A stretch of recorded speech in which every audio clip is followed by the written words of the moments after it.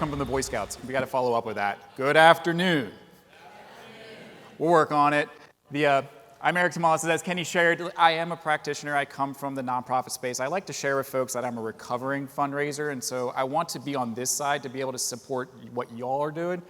The work you guys are doing is hard, and there's a lot of new opportunities out there to make your jobs a lot easier, and I have 22 minutes and 50 seconds to get all of that out there to be able to hope if you guys can help identify to grow global generosity.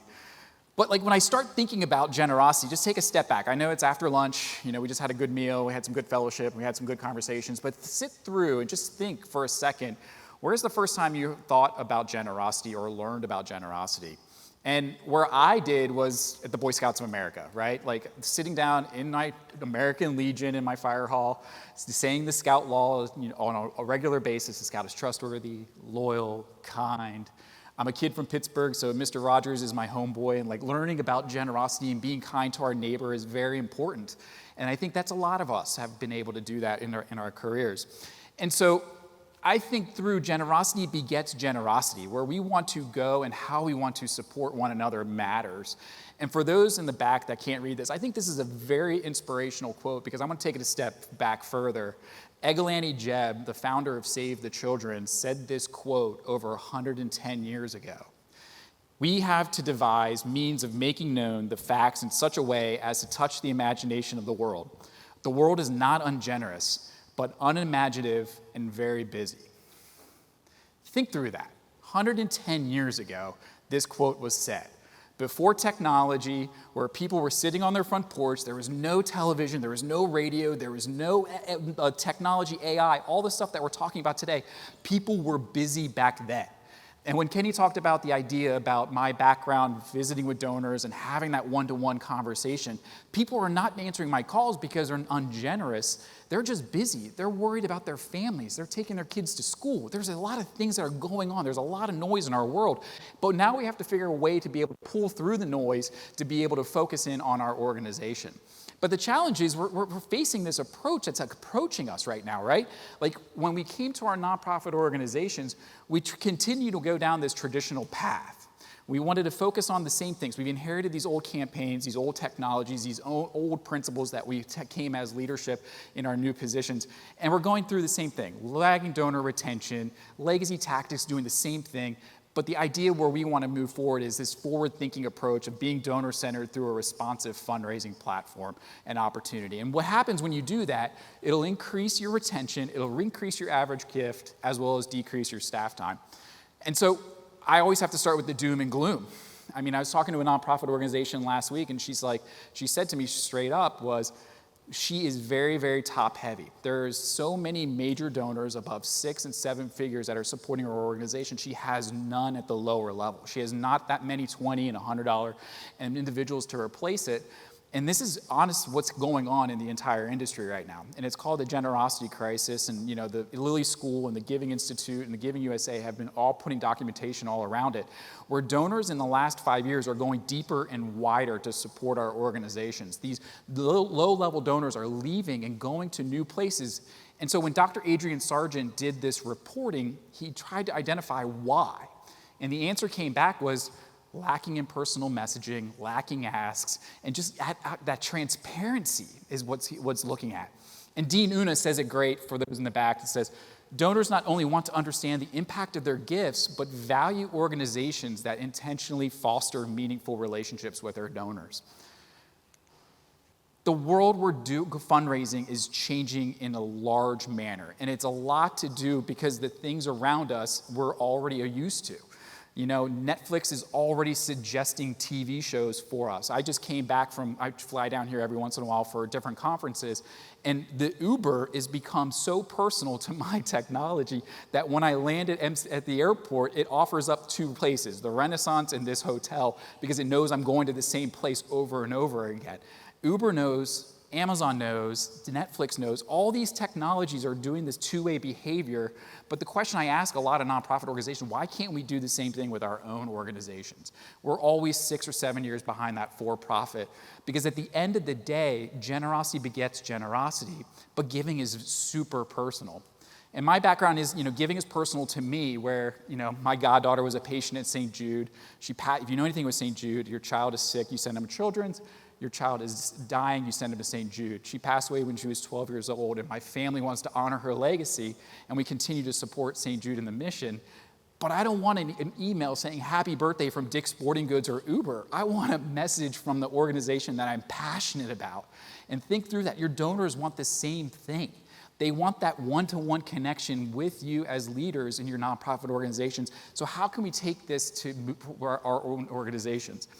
And I think through, like when I was with a number of organizations, we would acquire all these lists and say, hey, we want to communicate to these donors. We go to Rotary, go to churches, go to all the different places, and we put them in a pool, and then we put them in our marketing communication plan and say, this is what we're going to tell them. It's Giving Tuesday, it's year end, give, talk to us, do all the things. It's very one-directional, and instead, what's happening is we're losing a lot of our donors and our prospects in the way. If you see in the middle there, we're losing 76% of all those prospects that are coming into our organization before we even have a conversation with them about donating or giving or supporting our mission in our organization. It's very one-directional rather than two-way. And that's the idea of responsive fundraising. We want to have that two-way. We want to listen. We want to identify. We want to build those relationships with our donors and be able to have those personalized experiences. So this is a great quote, and it's a great quote because our marketing team does a fantastic job with alliteration, but donors continue to give when they feel connected with and have confidence in an organization working on a cause they care deeply about. And that's how we're going to grow generosity at scale with our organizations. The questions I love asking is, why are donors giving, and how can we do this at scale? Because we don't have a lot of resources as fundraisers, as leaders, as nonprofit organizations, but how can we do this at scale like a Netflix or an Uber? Because we go back and we look through, we have these principles, right? We have the supporters, we have the strategies, we have the stories. We're all the same, but how do we be able to connect these supporters to our mission and to our story? The fundraising growth model is honestly, when we go back to fundraising, we start at the same time, right? We learn how to acquire donors, retain donors, cultivate donors, and ask for donations. This is the donor-centered pyramid of the cycle we always went through, but I want to go a step further, and this will be available. I'll send you guys a slides for all those taking photos. We want to go a step further, and we want to go to responsive. We want to listen to who our donors are, where they are, what they're getting involved with.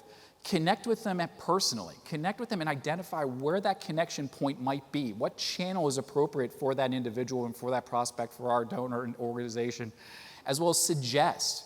We want to go and ask them for a financial gift. Sometimes it might be a non-financial gift. It might be getting to get involved or learning more about our organization, whatever it might be. But then we as nonprofit leaders need to take a step back and learn, test, validate.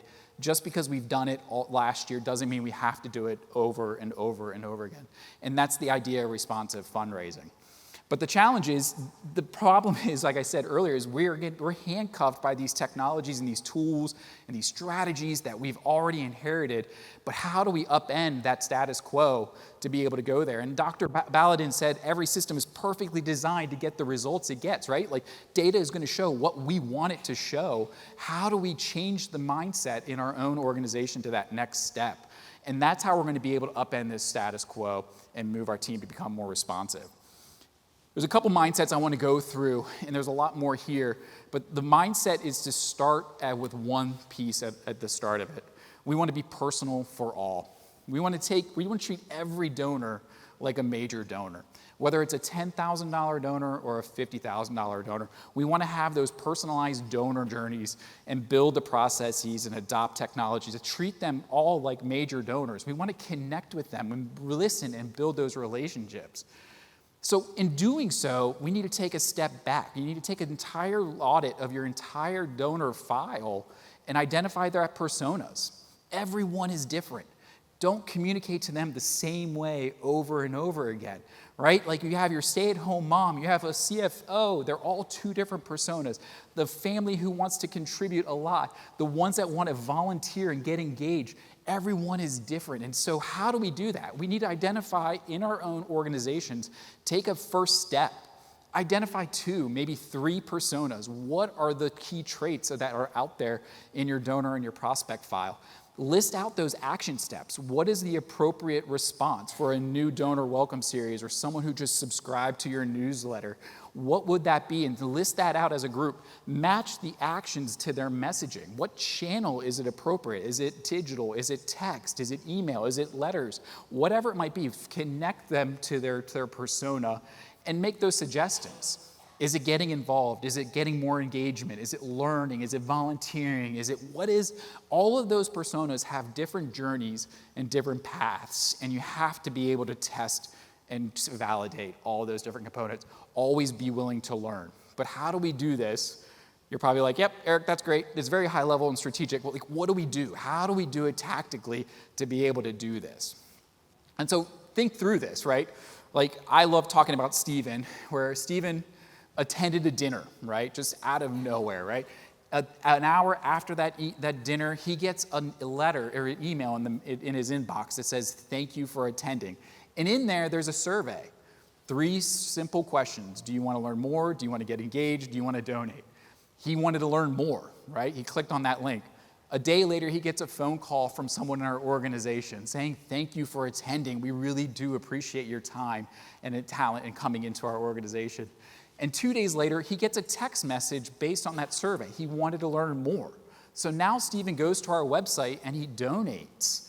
And then 2 weeks later, he gets a postcard in the mail saying, thank you, closing the loop. How many of us always want to be multi-channel, but don't know how to do it at scale? And the only time here that a human was actually making a connection was a day after that when the gift officer made that phone call. Hyper-personal, multi-channel, and it just started with just an event attendee. So what if we take this to the next level? We have Barnabas, who is our new donor journey welcome series, right? Like, he's going to be down his path. We have Jenna, who I like to talk about my wife here, where she goes onto the Nordstrom website and she forgot this is the abandoned cart trait, right? She put something in her cart and forgot about it. Well, Jenna went to the giving page and life happened. She forgot to give because something happened. She's not ungenerous, she's just busy. So we wanted to remind her to be able to get back into the cart and donate to our organization. Courtney is a lie bunt, hasn't given in the last 13 months, not forgotten about us, but just hasn't given in the last 13 months. And then Neil downloaded one of our impact reports. Now, all of them are on different journeys, different paths. It can be done in all of our different institutions and in different systems. But it's nice to see when you put it out there and map it out as a team, identify what is appropriate for our organizations. You'll increase retention, you'll increase your average gift, you'll increase engagement, and best of all, it's going to decrease our staff time because now we're thinking larger rather than year over year and what do we need to do and how do we need to respond just because we've always done it this way. Again, the second mindset is, are you hearing me saying it? Test, innovate, lean in, try new things. Our nonprofits are constantly innovating, experimenting, adapting. They try new things. We get comfortable with failing. Our organization, Virtuous, we just had a responsive nonprofit summit last week where we had a whole host of attendees, and the constant thing I heard over and over again from nonprofit leaders was fail forward. We're going to fall. We're going to do it, but just don't go backwards and continue to innovate and continue to look ahead because there's a whole host of new technologies, new innovations, new ideas that are out there that can still continue to grow generosity within our organizations. I love talking about the trust aspect, focusing on the trust, knowing what, people want to thrive in accountability. We all know people want to support in the way they expect, but having that one-to-one relationship, you heard a little bit about my background with our donors, but having that trust in the organization and the donor matters. The fact that the donors give to our organization and that trust where we put the funds with them and with their intentions matter to our donors. And having that one-to-one connection, it matters to them. And so resources will tend to flow naturally toward you when you focus on the most important aspect of the fundraising process, creating that human connection, what Dr. McCrae mentioned, which is just important because it's all about generosity and it's all about that human connection. We have to think like our donor. How many of us are donating to our own organization? How many donate to other organizations? How many of us need to treat ourselves like a donor and take a step back and identify how would they feel, how would I feel in their situation? But again, I go back to the idea of, donors continue to give when they feel connected and have confidence in an organization working on a cause they care deeply about. And again, we have to take a step back. We have to think through. Responsive nonprofits are going to value motivational insights over the behavior. We're going to look to why people are getting engaged, what they're doing, rather than as much as how much they're giving to our organization. We recognize they can come to our website, they come to our events, they come to our dinners, they come to our churches, they come to our organizations. They want to get involved. And how do we get maximize on that behavior to move them to the next step? We want to listen to who they're, and that's the key premise with our responsive fundraising. We want to utilize AI. We want to utilize all the technologies, all the opportunities. You have them in your inbox. You just don't know how to put everything together. It's all in different technology platforms. And so what do we want to listen for? These are some of the personas that we have, right? Like we've got Britt and Shivani. The three key things, how you identify a persona, is under involvement, interest, and intent. You break it down in two different areas. Like Britt and Shivani are breaking it down as like Britt is over for about 4 years. She gave over $5,000. She volunteers a lot. But Shivani is a first-time donor. She's attending the virtual event, but she just gave $500 online for the first time ever. They both are focused on women or children advocacy. But Britt also said in a survey that she gives because she saw firsthand the value of membership or mentorship, and Shivani went to the website and she was disengaged. These are simple ways to just sit through and create a name to one of the personas inside your organization. We utilize a lot of names just to make it a lot easier for our nonprofits to be able to identify that in the systems. How many of us have silos? I know I'm skipping through a lot of these responsive mindsets, but we have a ton of silos in our organizations, whether it's finance or fundraising or program or membership. But you have to come together as a leadership to be able to break down those individual silos. When I was with the Boy Scouts, I was there for a number of years, and the challenge I always had as a lead fundraiser was program had a whole bunch of their needs, camping had all their needs, property and endowments had their needs. It's like, how do we break those silos down? If I sat down with a funder or a donor that wanted to give, program always wanted it or camping always wanted it, was just sitting down with all of us in a room with our board leadership, and we sat down and prioritized what's important because the board wants to decide the strategy for our organization. And so in doing so, I was able to break down those individual silos to get everybody engaged, to understand that the mission is important rather than our own individual programs and departments. We all have them. It's just how do we adapt to be able to serve the organization rather than our own individual programs or teams. And that's how we're going to be able to grow responsive internally. And then at the end of the day, we want to be abundantly thankful. Generosity, I keep going back to generosity begets generosity. We want to thank our donors. We want to thank them in an appropriate manner. We want to contact them in an appropriate manner. We want to acknowledge in an appropriate manner, but be abundantly thankful for what they're giving and donating to our organization. Because Dr. Penelope Burke did a study a few years ago, and she identified that 39% of donors actually increased their revenue to the organization just because they were thanked. A thank you call matters. You heard, like I said, my background was of 4,000 face-to-face visits. That's great, but I had to get through 18 or 20,000 phone calls. And no one wanted to make those phone calls less than I did, right? Like what I did every morning between 8 and 9 in the morning was call every single person who gave yesterday to our organization to put myself in a better mindset for the organization for the rest of the day because I knew no one was going to answer my phone. I'll share with you 90% of those phone calls I left were all voicemail because no one's answering their phones anymore. It's all going transcribed and everything else. But just doing the act of focusing and thanking and communicating to our donors matters to them, and they appreciate it. And finally, the last mindset I'm going to share is, we want to plan and adapt and stay curious. I love this because we want to get out there, we want to identify those plans, but we want to do those plans and we want to do them in pencil. Don't write them down in marker. Don't write them down in pen. Be willing to adapt. Be willing to change, because how many of us thought a pandemic was going to shut down our face-to-face fundraising efforts? How many of us thought we weren't going to be able to do what we were able to do the last few years? There's so many things out there, but just get out there, try something, and write down that plan in pencil. And I made a mistake finally, is think about generosity beyond that transaction, right? Like we want to be able to embrace the shift to treating generosity as a transaction rather than a meaningful experience. Don't treat these recurring gifts as just bill pays.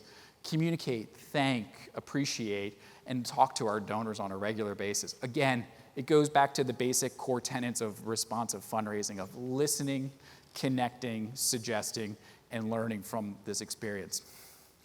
The responsive fundraising platform with us, with Virtuous, we have a full service. We have all the different pieces under there. We can talk to you guys about it at any time you guys would like. We do everything from CRM, automation, but like I said, you can do these things in your system as your own, as well as if you want to learn more. We also have the text message that we're going to be doing here shortly that you can get all the slides and everything else that through this. But there's 28 other responsive mindsets. I only did about 8 of them. So with that, thank you so much for your guys' time.